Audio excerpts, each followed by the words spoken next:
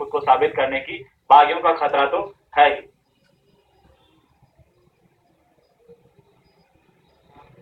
देखिए हेमंत जी, मैं एक बात बहुत स्पष्ट रूप से बताना चाहता हूँ हम्म। कि भारतीय जनता पार्टी ने विधानसभा चुनाव नरेंद्र मोदी जी के नाम पर लड़े, लोकसभा के चुनाव नरेंद्र मोदी जी के नाम पर लड़े, लेकिन ये जो निकाय चुनाव है ये सीधे तौर पर इस सरकार की कार्यप्रणाली और काम काज के आधार पर लड़े जाएंगे। और उसका परिणाम पिछले उपचुनावों में इस प्रदेश की जनता ने दे दिया इनको, कि जो काम इन लोगों ने किया उस काम की नाराजगी उन्होंने जाहिर कर दी। तो सीधे तौर पर मैं कहूं तो इस प्रदेश की जनता का मिजाज बदल चुका है। वो कामकाज के आधार पर अब अपना मत देंगे।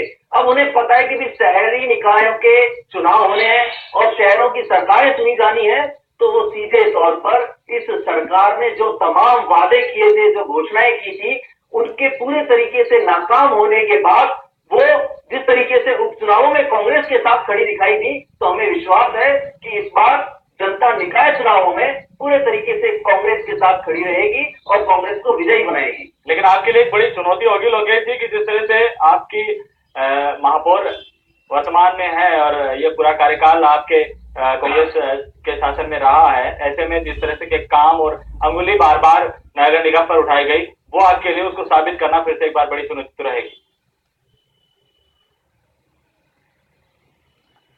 हेमंत जी, दोनों बातें होती हैं।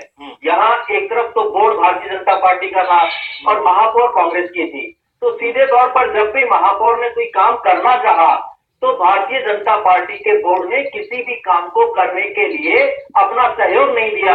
जबकि साधारण सभा की बैठक बुलाई गई, उन्होंने सिर्फ हो हंगामा करने के अलावा कोई काम नहीं किया। यानी बोर्ड की सहमति के साथ और जो पार्षद होते हैं उनके सहयोग के साथ ही किसी भी निकाय में विकास की संभावनाएं बहुत अधिक हो जाती हैं। तो सीधे तौर पर अकेले महापौर क्या कर सकता है?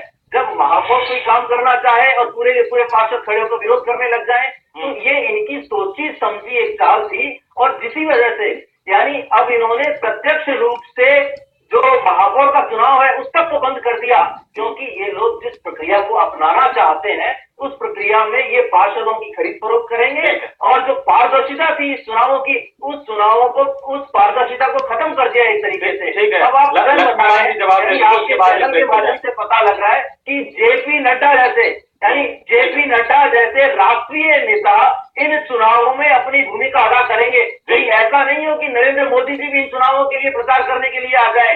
तो जो इनको संभावना नजर आती है कि जिस तरीके से विधानसभा चुनाव उनके नाम पर लड़े और लोकसभा चुनाव उनके नाम पर लड़े, तो मुझे तो कोई आश्चर्य नहीं होगा कि नरेंद्र मोदी जी भी कहीं चुनाव प्रचार करने नहीं आ जाए।